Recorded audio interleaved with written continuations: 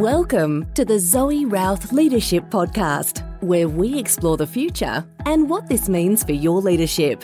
We ask the big questions. What's happening on the horizon? What does this mean for us? And most importantly, what skills do I need now for leadership of the future? It's time to explore. Let's go. Hey, it's Zoe and welcome to the show. Lots of exciting things happening in the world on planet Human. We have space farmers, which is fantastic.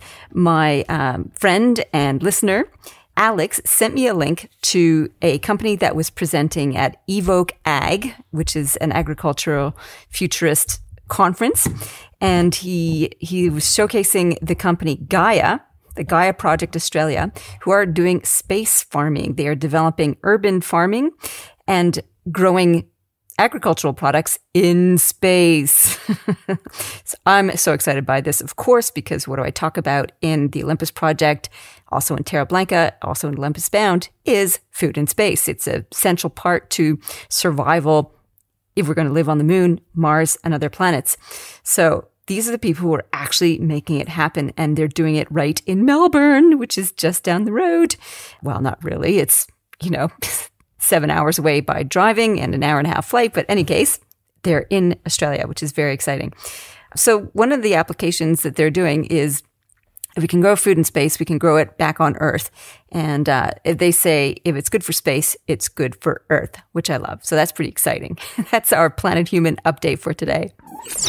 On Planet Zoe, I'm actually in Bali with my husband as this goes to air.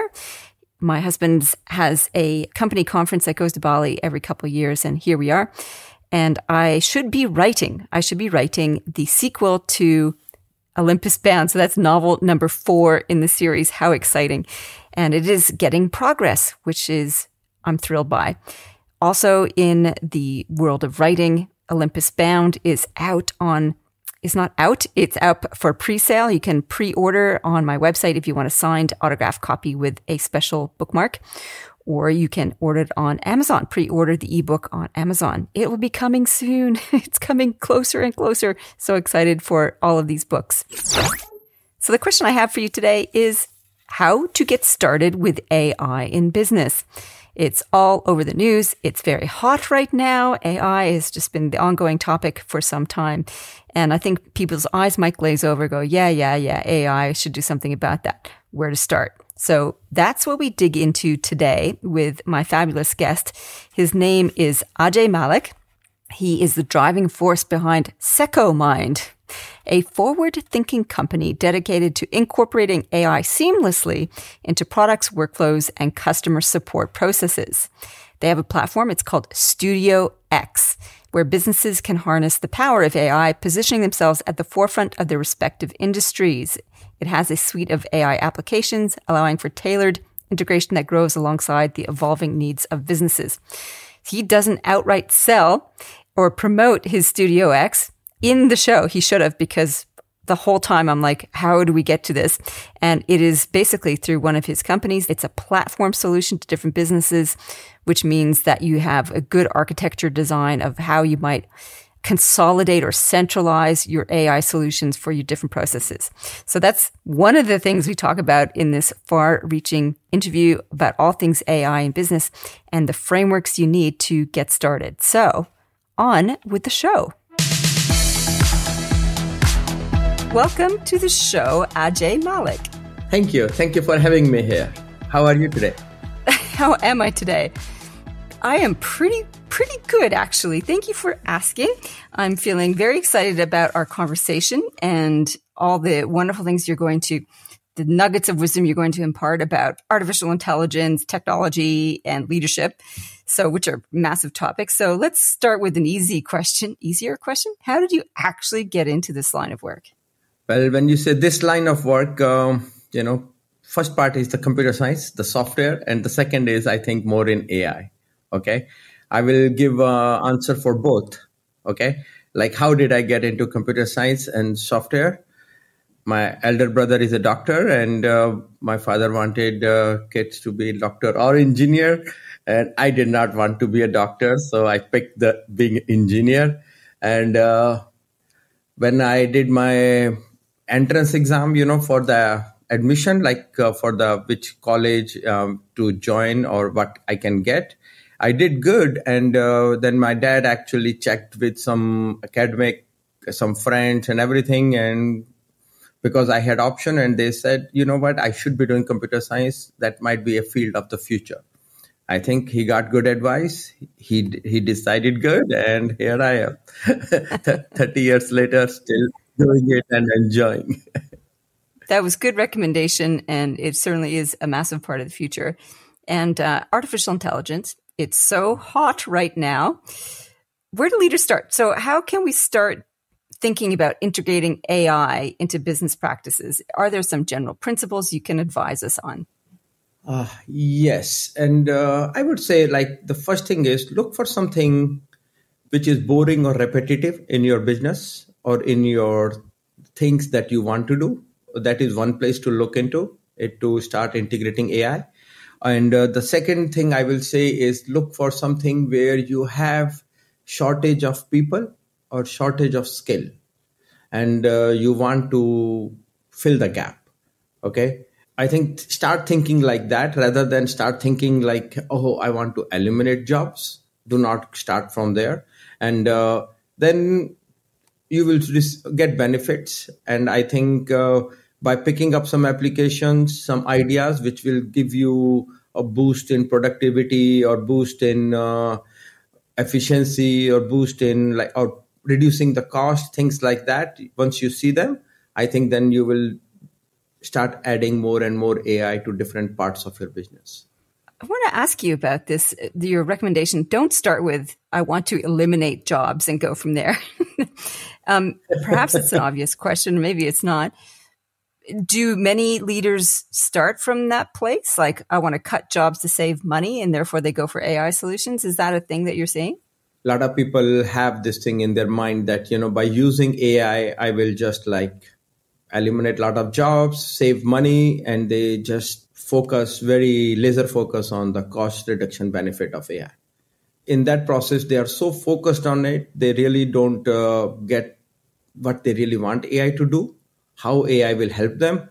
They are focusing on, I need to eliminate these many people. So they do not have the right project plans. They do not have the right timelines, and they do not get a right good support within their own business because their focus is on just reducing people, team.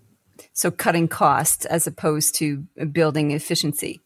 Building efficiency is a very good goal. I think people should start from there. I think cost will get cut, but maybe it will not be the cost. Your revenue will increase. There are multiple ways to cut the costs, right? It's all about how much are you spending versus how much are you making, right? What path you are on. And if you focus in the right direction, cost savings will happen, okay? But start from improving your business, increasing productivity, adding new revenue stream for the business, things like that. I think those will be a lot more satisfying. And the value you get, for example, I give you an example. You are thinking, hey, I do customer support in my business. So one way is, hey, I have X number of people doing customer support today, and I would like to reduce them. Okay, let less people do the customer support. That's one way to start. Another way to start is, let me look at my key performance indicators for my customer support. Okay, an average ticket takes 4 days to resolve. Okay, average wait time for people is 11 minutes on the phone call. Maybe I focus on, I want to reduce that. I want to reduce the average wait. I want to reduce the average number of days it takes a close. Let me improve the customer experience and start from there. That will be a better way to start, and it will actually give you the right ideas how to solve the problem what you are after.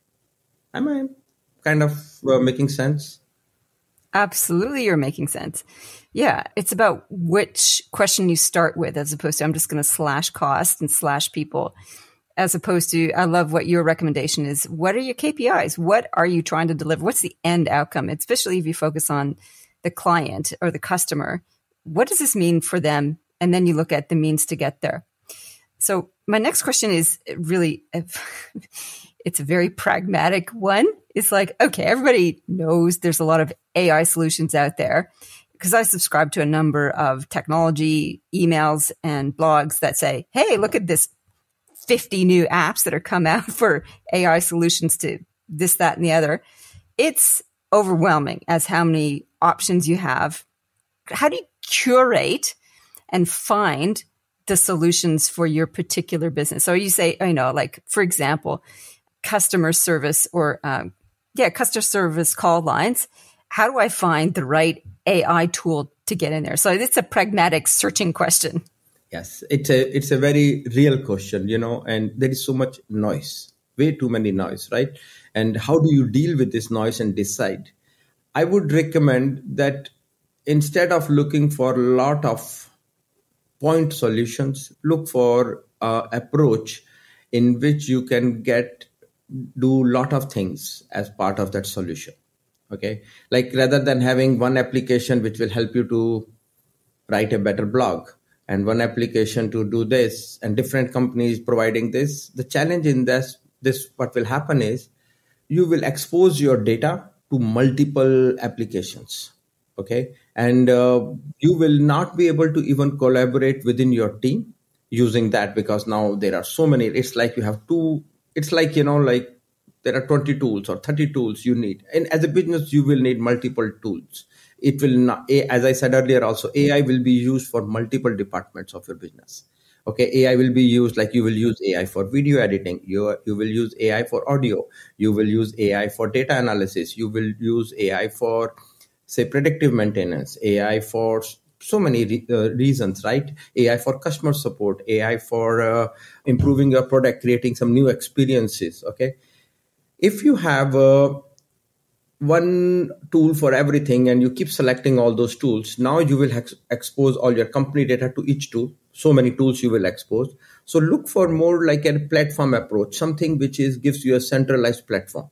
The advantage will be you will be exposing all your data to one place, all your processes to one place, workflows into one place. It will protect your privacy or the security. It will be much more than having so many tools open up and then you are risk or putting your data at risk, because one mistake and your data gets leaked. Second thing is look for the commitments and look for the processes which are actually talking about privacy and security. Okay, like how will they use your data and where your data will be used and how the data will be stored.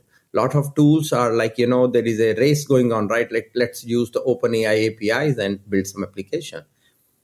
Yes, but your data will get exposed, and that is the risk. You don't, it's like, I will say the Facebook example, like, hey, I want to be on Facebook, and then you tag everything and your child, yourself, everybody on Facebook, keep putting images, and pretty soon then there is somebody has all the data about you. You did not even realize it. And now you have all data is exposed and it become part of your habit also. So you can't even change it. And so AI is going to become part of our life. That's a given. Okay. I strongly believe AI is going to be exactly like the way software has been. The AI is the new software in many ways. Like everything has software now. Even my mom understands, oh, this is software problem. And it's so surprising. She says, yeah, they need a software update to fix that. Okay. And I'm like, wow, this is so cool. She distinguishes between the software and hardware functionalities.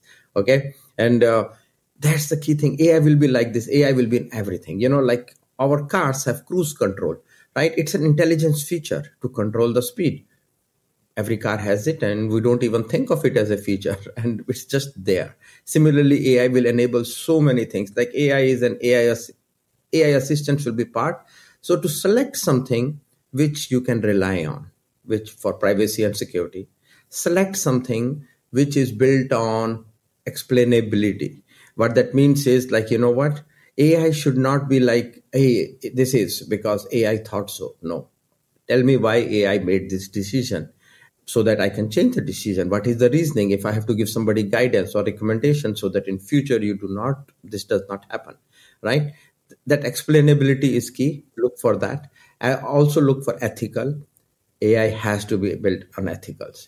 That should be like part of the thing. So when you're selecting a tool, look for a platform which enables you in multiple aspects, as well as which you can rely on, you can trust it for security, privacy, explainability, and ethical. I would say that is one way to do. Okay. Thank you. So we've got some guidelines as to how to choose. And then I'm sort of thinking this feels a little bit like the dot-com boom, the AI boom, where the dot-com boom, there was websites for everything. It's like dot-com for everything. There's an AI for everything. And you kind of have to wait and see to see which ones survive and which ones flounder. But I like your guidance with that, because the ones that will survive will address the centralized platform, privacy, explainability, and ethics. We'll have those under control from the beginning. And as you said, do multiple tasks, have multiple features to them. Kind of like I see this Google and Microsoft doing that. I'd like to see your take on that. So Microsoft with their Copilot and Google with their Gemini functions integrating into all of their document systems. Do you think those are good options based on your criteria? It's a good start. They're definitely thinking in the right way. Okay. But I tell you again, here is the thing. I will give you one specific example. Okay. If as a business, I use Microsoft tools, I do some HR tools, which may not be from Microsoft, right? I use some documentation tools, which may not be from Microsoft. So you generally, as a business, you have a different set of tools to help you. You may have a CRM, you may have a tool for marketing, you may have a tool for lead management. You have a lot of tools, right? And this is where it becomes interesting. So you can have one AI bot for everything. Okay. And so now when I interact with this, I have a bot. When I interact with SharePoint, I have a bot. When I interact with Confluence, I have a bot. When I interact with my marketing software, I have a bot. And nothing wrong with that. It makes sense. Everybody will build it, and you know what? I can do that. However, as a business, I always need the holistic view. If you are a CEO of a business or the CEO of your department, right? You want the view from everything at the same time. And that's what I mean, like a centralized view. So you need to have an AI which you can look at all of them. So the AI has to be sitting outside as a centralized platform, looking at all those things and able to see all the data, take a decision based on all the data. And that's what I mean, that you have to be outside and a centralized platform with a bigger view. So Microsoft, Google, and every company, right, is adding AI, like Salesforce is adding AI. Everybody has AI for their AI interface. But you really need is an AI outside of all of them, so that you can actually use all of them and different tools. That is, I think, the biggest thing. And that is what I see will happen in the industry more and more, because AI is a platform. It's like why iPhone became popular. Okay. The biggest reason for iPhone becoming popular was it created a way so that there is an app for this or app for that. Right now we have billion apps, right? But the idea was that I'm sitting in my phone, but the phone can do everything. Phone became my de facto device, and I can use it for whatever I want to use. And it's worked with every part of my business and applications. And I had applications for everything, including the games, to have fun, right? That's what the AI has to be. AI has to be a centralized piece that sits with you and you can interact with a lot of things. So you need one bot to rule them all. One bot to rule them all. And I think that is what will happen. Actually, you will have enablement of bot to bot conversation, so that you have a centralized bot, centralized system. That is the key. Have we got anything that's ready to roll out for that? I think companies are making, like, as you said, Microsoft, Gemini, Microsoft has its own and everybody is doing. So all companies are doing that. We are ourselves building a platform exactly with that purpose in mind, that there is a centralized platform. We have built what we call Studio X, but I think a lot of companies have been thinking, I'm pretty sure we will see many products in this space to have a centralized view, and so that you can manage it. Okay. So that's what we should definitely be keeping an eye out for, is how we can get that centralized bot that can amalgamate the information from all the tentacles of the applications and platforms in our business to get one unifying thing. That also, I'm just thinking about you opened the conversation with making sure that we address privacy and security. That's also a weak point. Like it's a strength point by having access to all of it. It's also a weak point because you get access to that one ruling bot. You get access to everything. Is that right or not right? Yes and no, right? But this is why you need the security, right? Like I would say it like this. You have data. If you are using a tool, it should be very clear that they have a system for encryption of data at rest and encryption in motion. Data should be encrypted, whether you are at rest or it is at rest or it is in motion. Very important, so that somebody cannot hack it, right? Your data should be encrypted, not the same way as it is encrypted for everybody else. This is one of the biggest flaw in the data world. Like, hey, I have one encryption key and all data for every customer is now encrypted using the same key. Hackers are out there. It's a $300 billion industry, which is the hacking industry. Their whole job is to find the flaws here and there and get the data out, right? So one person makes a mistake because the phishing email comes, one person links by mistake, clicks on it by mistake, and boom, that person's key is exposed, and then the hacker has some key exposed and they can access a lot more data at the same time. So encryption has to be like this, and privacy data has to be masked. It should not be even visible to the company from which you are buying the tool. Like, when we work with the tools, and this is not just for AI, even before, for last many years, our rule was like, data is not even visible to our engineers who are in supporting the tool. Design and think like this. Like, data is not accessible. The personal information is not visible, whether you are support or you are the creator of the tool. And the moment you start designing things right, that is the tool which you want. And you want to ask those questions. Hey, are you doing the privacy masking? Is the encryption key different for me versus the other guys? Is it like if one business gets hacked, will my data get exposed? And getting those questions answers right. And this is where, that's why, having 100 tools you are using and each had their own security policy, I think it will be very hard to manage. That's why you want a centralized place, so that at least you can have all the knobs at the one place. Okay, my data is secure and I'm controlling it at one place. So it sounds like there's a huge amount of risk involved in adopting this. And there's a huge amount of risk if you don't adopt, like if you don't innovate and use AI, you'll fall behind. What is stopping leaders from exploring and adopting AI tools in their business practice? Different reasons are affecting different leaders. Okay. A lot of times the leader decides we want AI in our company. Okay. And they just go. But then one of the things that happens is there is somebody who either does not believe in it or who is genuinely worried that their own job will be eliminated because of the use of AI. Okay. Those people are like a kind of decision making that, hey, AI may not be the right, like it's like, oh, the AI is not right for you. Okay. So why the self-driving car is not okay? Because somebody will sleep while driving self and then it can cause accident. And because of that thing, we should not do it. Okay. So they will figure out a reason, or they will come up with a reason why AI should not be used. So there are some people, they will be there in the organization who will take that approach. Okay. And then the leader is depending upon somebody who is like, oh, no, we don't want to do AI. It's not right for us. Okay. Second is like, okay, let's wait and see. Other day I met somebody and the person said, oh, what, remember blockchain? It came and it disappeared. And, all the stories around blockchain, and it used to be such a hot topic.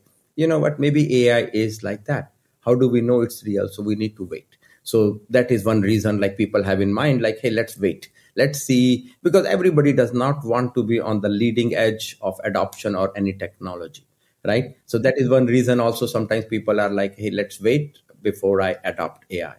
Okay. The third reason why sometimes leaders want to is they do not know where to start. Where do I start? And I do not want to make a decisions that will make me look bad or my reputation bad later, or it will be bad for the company, it will be bad for the business. And you know what, I have X amount of dollars, and should I spend on this or that, and is investing in AI the right thing for me? There is a fear of that. There is a, because the unknown, how do I start, and am I picking the right application? That can give you a reason to not adopt. And you know what, you are like constantly trying to read more, and you should, okay, read more, talk to more people, talk to more, hear more people talking about it, what can be done, right? So but that is one in the reason, that's one big reason it's in the way for people to be able to start or adopt AI. Okay, I would say these are the main three things. Okay. And it's an interesting one, where do I start? And we've talked a little bit about that so far already. You've given some principles and questions to ask, and not starting with how can I get rid of jobs is a thing not to do. There's a balance too, because if you're talking about like, okay, let's start small, what are some boring, repetitive tasks that I can practice with? And then at the same time, you're suggesting, and you also need to have one bot to rule them all. So there's a bit of a tension there. You need to find AI solutions to these discrete things and have a big one. Can you talk a little bit about resolving? Is that a tension to resolve, or is that just two tasks to do? No, there is no tension here. One is like there is a centralized bot which is capable of adding multiple AI functionalities or doing multiple things.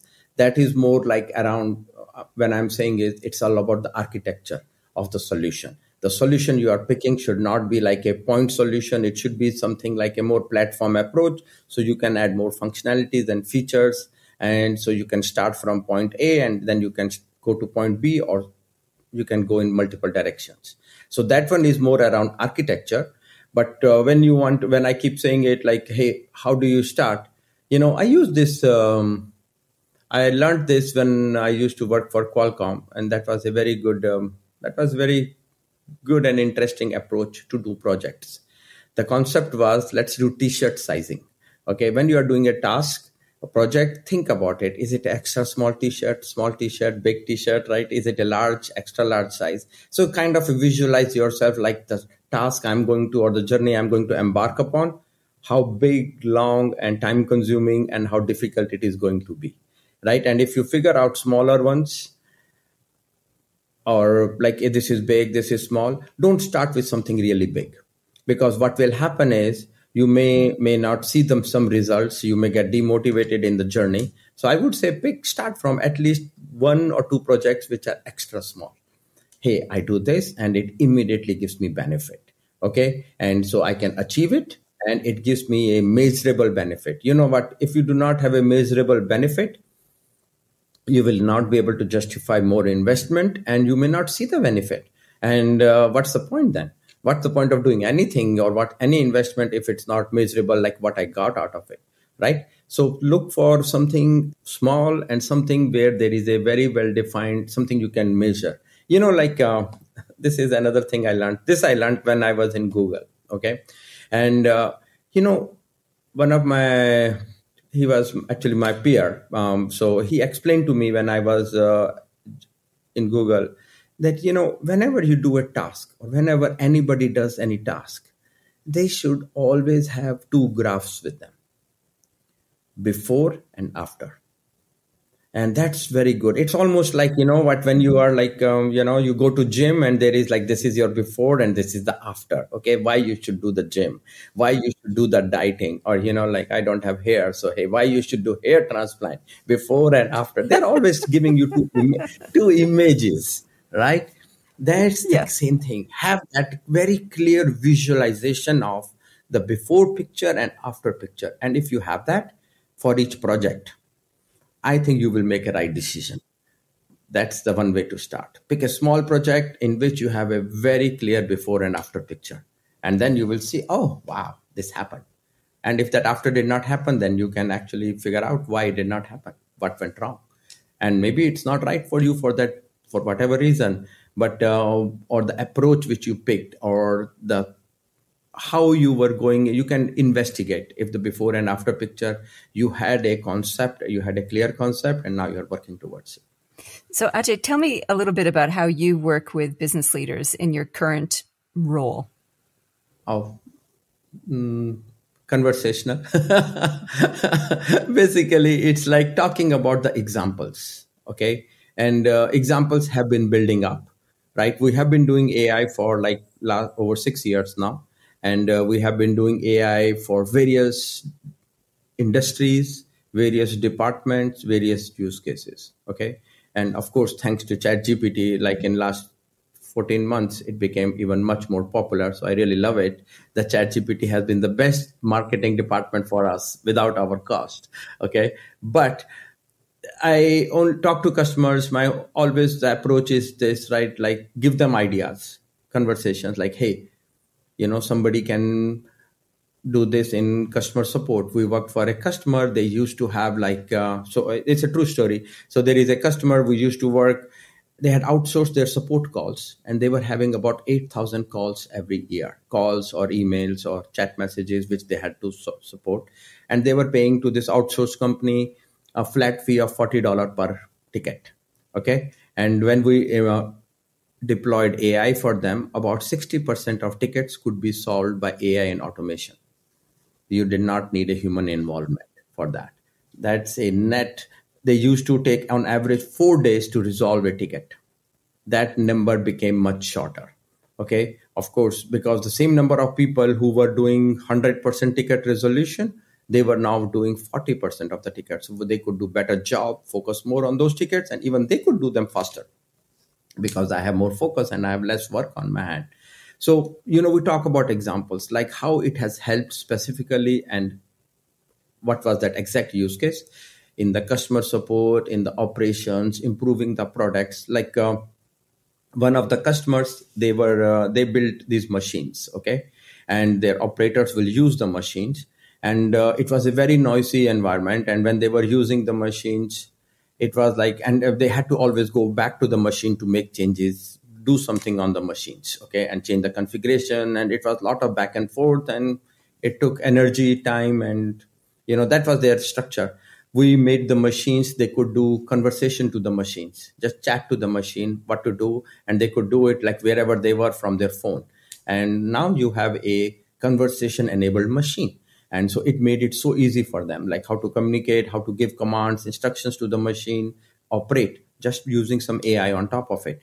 Those things help when you have that add-on module, add-on capabilities. So we give examples to the customers, like you can do this, we have done this, and we keep giving examples. Then what happens is the customers or the leaders, when I'm talking to, or people, they come back, hey, you know what? I like what you're saying. However, my problem is this. And this is something I am worried.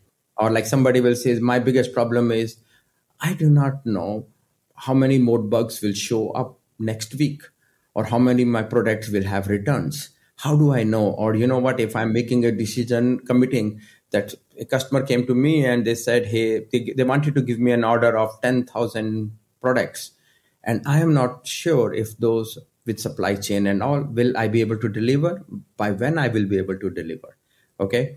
Those are the things, those are the questions we talk about them. And that's where, or they talk to us, and then we go and focus on the use case. Focus on the use case, what really will drive them, and then what will be the benefit. As I was saying earlier also, what is the clear before and after image? Let's have that picture. Before I used to do this, and after I'm doing this. And if once they have that clarity on that picture, then I think whether they work with us or they pick another company, that's a secondary question, and doesn't matter, because there will be so much AI work in the world. So I'm not worried about that. So we talk a genuine conversation, like how AI can help them. I think that's a really useful frame. Like what I'm taking from our conversation so far is don't worry so much about the tool as a starting place.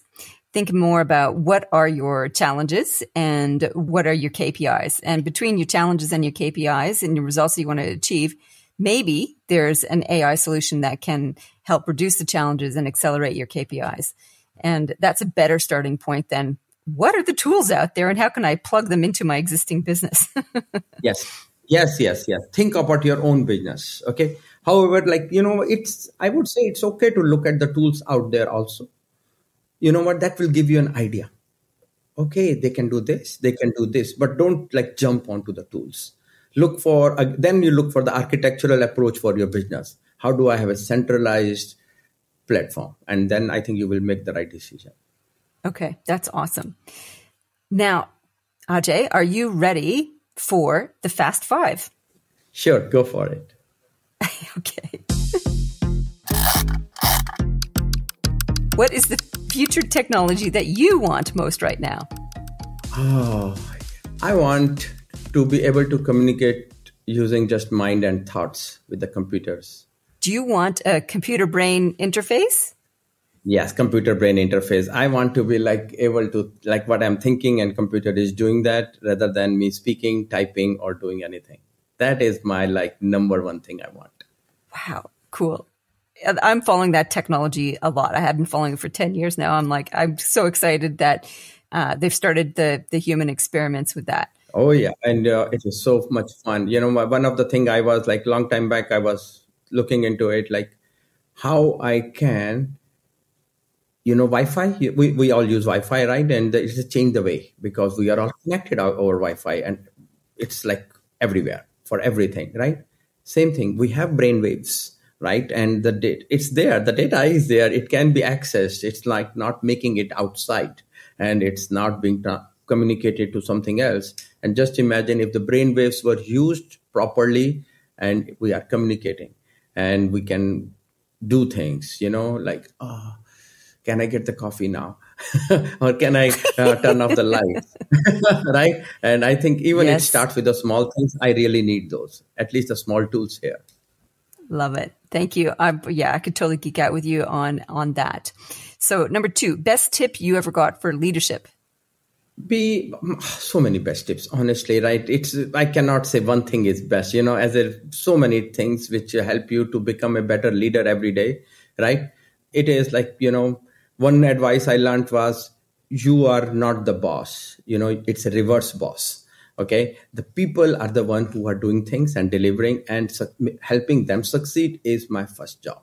Okay. If my goal should be to make sure my people, my team is succeeding and they have everything what they need to become successful, whether it's a balance of work and life, whether it's the right tool sets, whether it's the right freedom, right anything what they need, because my job is just to enable them, not you do this and you do that. And that's the one of the thing. And reverse boss, that was, I think, one of the big things that has always influenced me in life. But there are so many other things. So many. Okay. There are lots of tips, and I think that's a good one. All right. Number 3, what's one problem in the workplace you'd love to wave a magic wand and have be fixed right now? I think alignment on our goals, alignment on before and after image for whatever you are doing. That will be so good. It's pretty simple and it's profound at the same time. I love it. Okay. Number 4, thumbs up or thumbs down? Who's a leader you get to give a thumbs up to, or who's a leader you want to give a thumbs down to? I'm not going to give thumbs down to anyone. Okay, a lot of good effort is happening, right? But of course, Sam, OpenAI, amazing, thumbs up in every way. Okay, really good work and really fast forward thinking. Okay, yep. It's always watch the space with big leaders on big stages like that. So I like that you've picked him. It's an interesting one. So we'll keep an eye on what Sam's doing. Yeah, he's in an interesting position, that's for sure. Number 5. Oh yeah, it's a very bold. Go ahead. I was just saying it's a very bold position and it's very brave role, and he is amazing. Awesome. Have you met him? No. You never know. So that's cool. Okay. Number 5. What is your favorite leadership book or podcast aside from the Zoe Routh Leadership Podcast? Ooh, I think one of the books, Simon Sinek, right? He has been, I watch him, I listen to him. Amazing leader, amazing advisor. He has one book, Leaders Eat Last. I really like that book. Very nice book. And I think that's the philosophy, and I think, again, it's very similar to Reverse Boss, right? That, hey, I'm not the one who is first in line. I think it's similar in some ways, and that is one of my favorite books. That's nice. I like it. All right. Thank you. That was the Fast 5.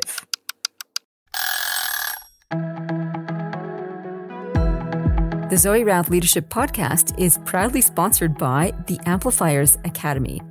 It is an online self-paced leadership development program that you can join at any time and progress at your pace.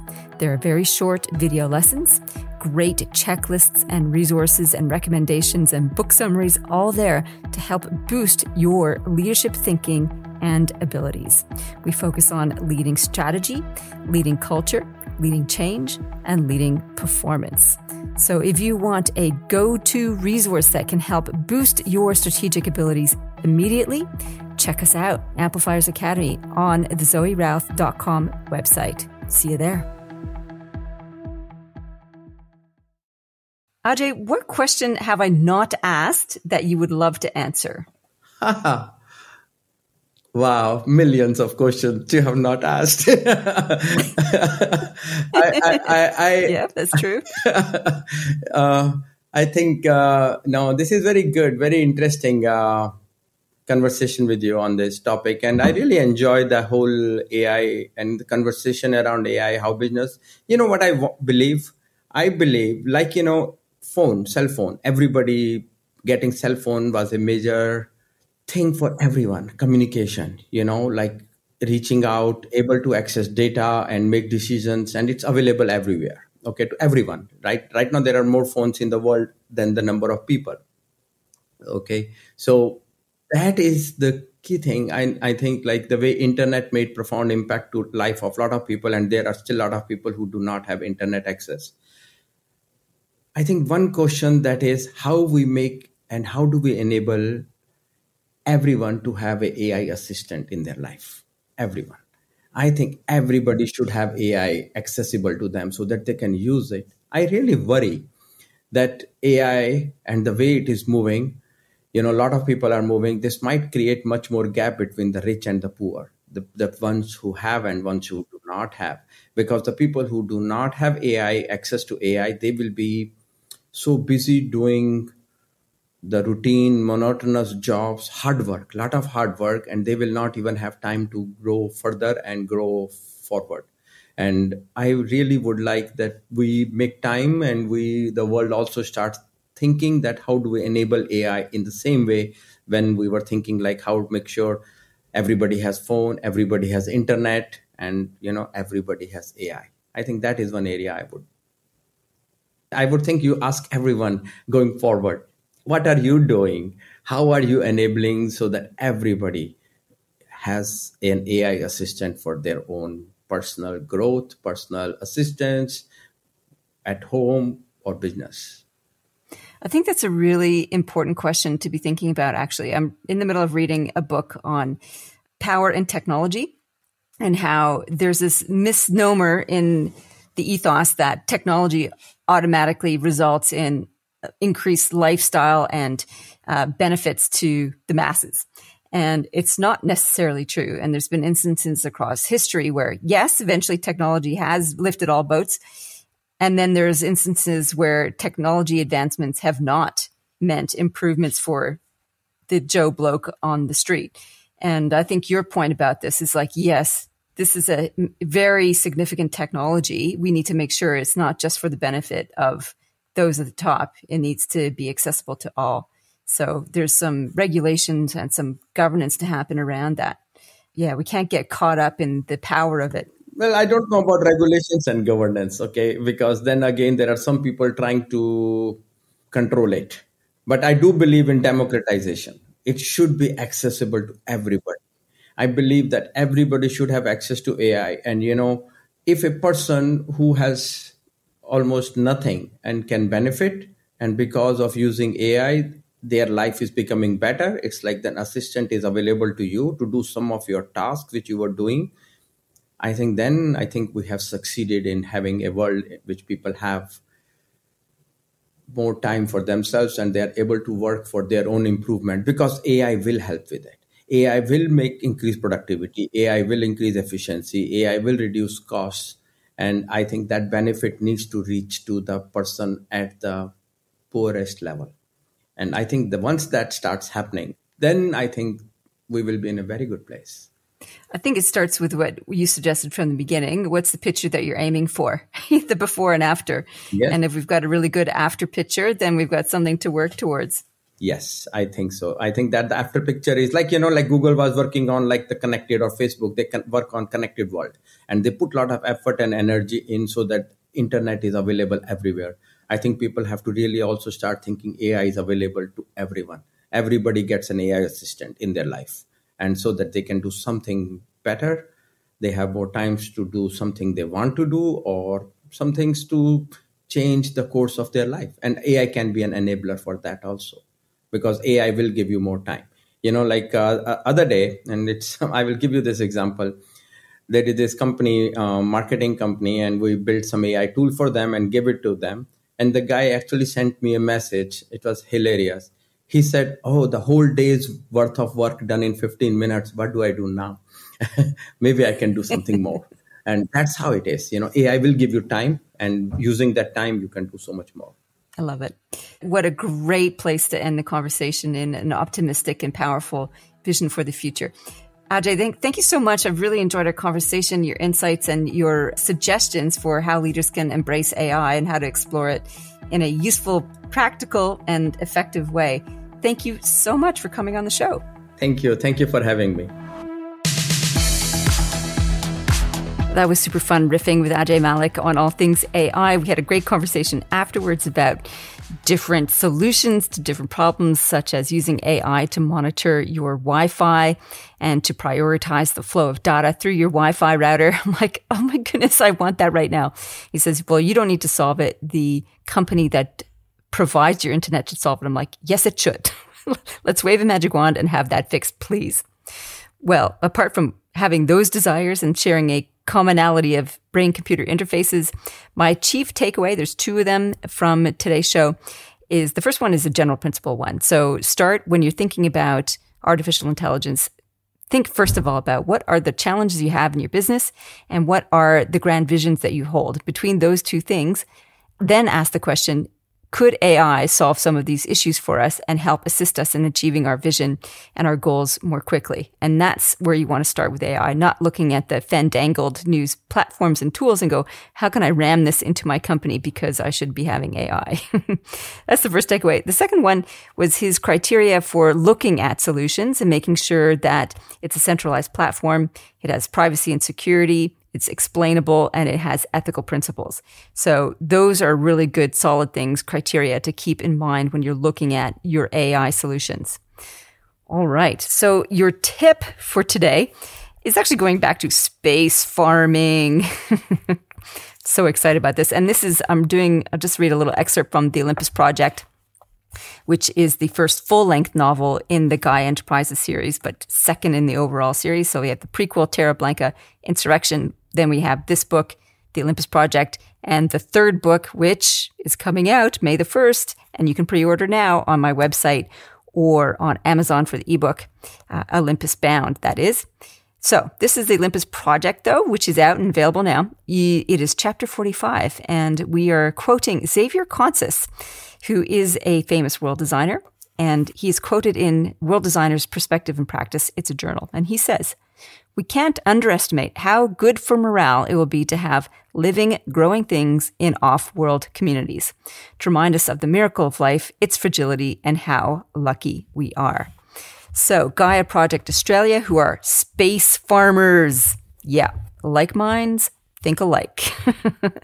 All right. In the meantime, if you haven't read one of my novels, please do. You'll be amongst the futurists thinking about what is coming in the world and what kind of challenges we're facing as leaders and what kind of leadership we need for the future. All right. You can check out all of my books on my website at zoerouth.com. In the meantime, live well, lead well. You've been listening to the Zoe Routh Leadership Podcast. To find out more about leadership of the future or to contact Zoe, go to zoerouth.com.